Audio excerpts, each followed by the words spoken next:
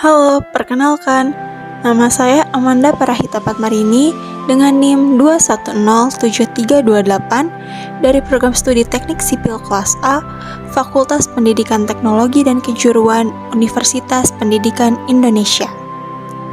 Video ini ditujukan untuk memenuhi salah satu tugas mata kuliah Pendidikan Kewarganegaraan yang diampu oleh Ibu Sri Wahyuni Tanzil, SPD MPD. Di video ini, saya akan berbagi pengetahuan secara online tentang identitas nasional. Lalu, apa sebenarnya identitas nasional itu?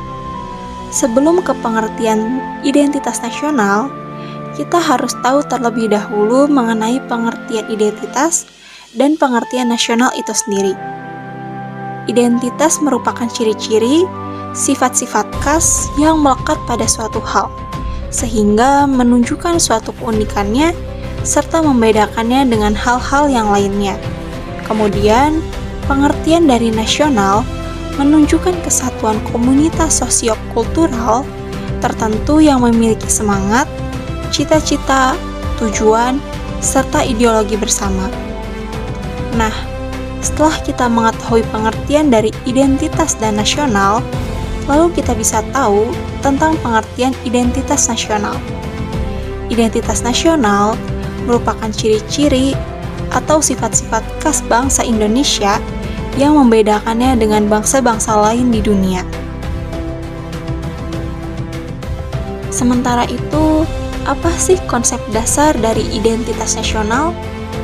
Identitas nasional menurut Kaelan pada tahun 2012 erat kaitannya dengan jati diri bangsa Indonesia, yaitu nilai-nilai yang merupakan hasil buah pikiran dan gagasan dasar bangsa Indonesia tentang kehidupan yang dianggap baik, yang memberikan watak, corak, dan ciri masyarakat Indonesia.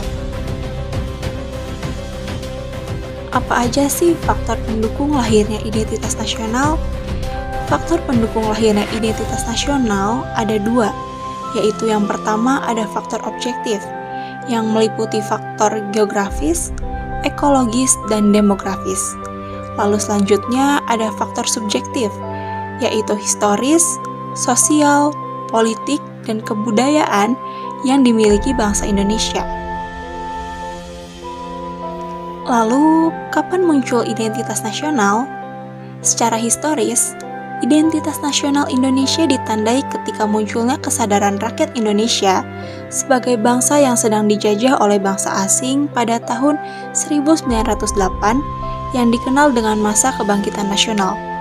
Secara sosiologis, identitas nasional telah terbentuk dalam proses interaksi, komunikasi, dan persinggungan budaya secara alamiah, baik melalui penjajahan menuju Indonesia merdeka maupun melalui pembentukan intensif pasca kemerdekaan.